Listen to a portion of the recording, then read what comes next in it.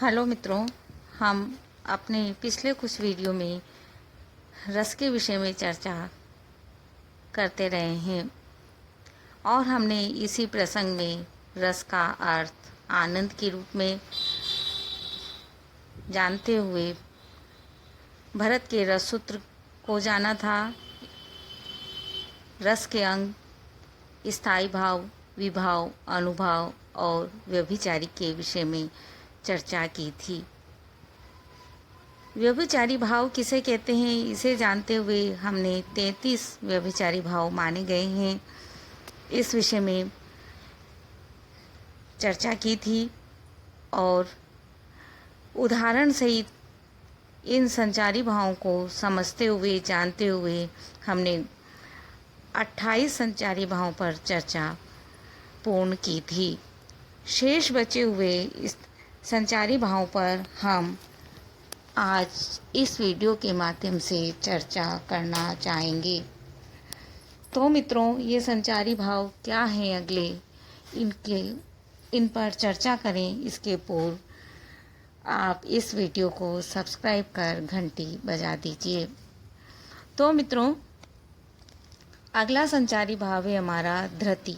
धृति का अर्थ होता है धीरज होना, मानसिक उपद्रवों से शांति हो जाना, मन में जो चल रहा है उथल पुथल ये शांत हो जाना, यह धृति कहलाता है।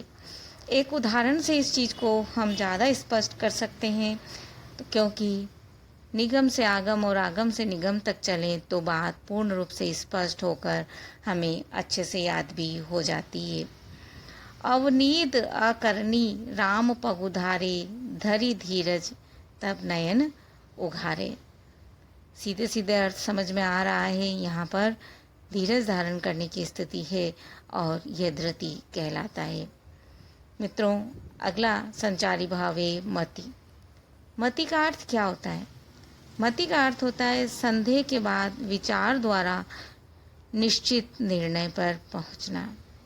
अर्थात हमें संदेह हुआ था, संदेह वाला भाव भी हमने देखा था शंका के रूप में, और उसके बाद विचार किया हमने और एक निश्चित निर्णय की स्थिति धारण कर ली, प्राप्त कर ली, यह मति के अंतर्गत आता है।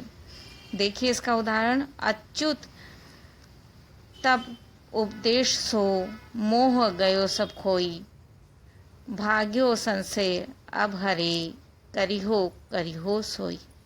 वो कह रहे हैं कि अच्युत तो उपदेश सो, तेरे उपदेश से मोह सब चला गया है और सारा संशय उनका समाप्त हो गया है। ये मित्रों था भाव, संचारी भाव मति। अगला हमारा संचारी भाव है आमर्ष।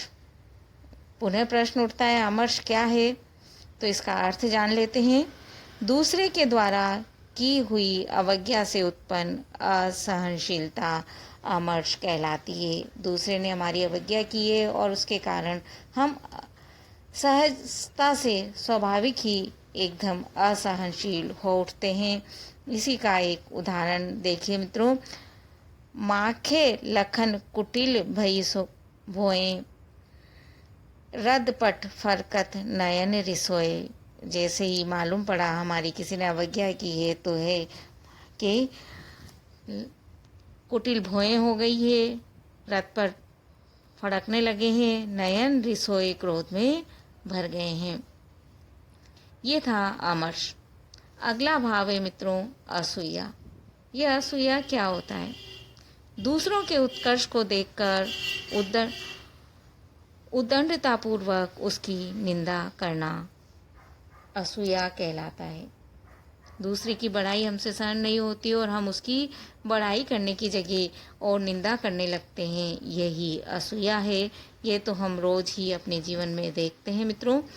इस भाव को हम काव्य के रूप में कैसे देखेंगे, काव्य में किस तरह अभिव्यक्त होगा, इसका एक उदाहरण देखिए। कहाँ कठोर हर को धनुष, कहाँ यह प्राकृत बाल, या को भंजन तो क्यों सरब संघारी काल।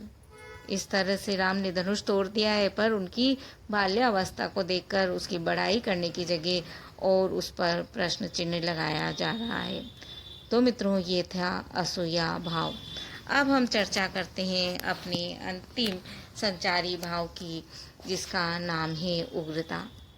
उग्रता का अर्थ होता है अपराध आदि के कारण उत्पन्न चंडता, अर्थात अपराध हुआ है परंतु उसे स्वीकार करना तो बहुत बड़ी बात होती है, जो हर मनुष्य के लिए संभव नहीं है। अपराध करके हम उदंड हो जाते हैं। इसी की चर्चा जब काव्य में की जाती है तो उसे किस तरह वर्णित किया जाता है, यह इसके अंतर्गत देखते हैं। देखिए उदाहरण, सुनत दसानन उठा रिसाई, सुनत दसानन उठा रिसाई, खल तोहि निकट मृत्यु बाई। अस कही किन्हेसी चरण प्रहारा, अनुज गहे पद बारही बारा।